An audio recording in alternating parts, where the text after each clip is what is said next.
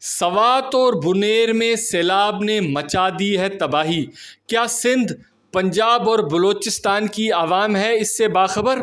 ہمارے پختون بھائی اس وقت تاریخ کی مشکل ترین صورتحال کا سامنا کر رہے ہیں۔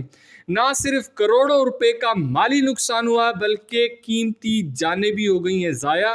350 سے زائد افراد کی شہادتوں کی خبریں موصول ہو رہی ہیں۔ وفاق کو اپنے تمام تر وسائل کے ساتھ سوات اور بنیر کی عوام کی مالی مدد کرنی چاہیے۔ اس عوام کو صوبائی حکومت کے مکمل رحم و کرم پر نہ چھوڑا جائے۔ دیگر صوبے بھی اپنی بھرپور امداد بھیجیں۔ نہ صرف امداد بھیجیں بلکہ انفراسٹرکچر کی مکمل بحالی تک وہاں پر موجود رہیں۔ پختون قوم ایک بہادر قوم ہے۔ یہ ایک مضبوط اعصاب والی قوم ہے۔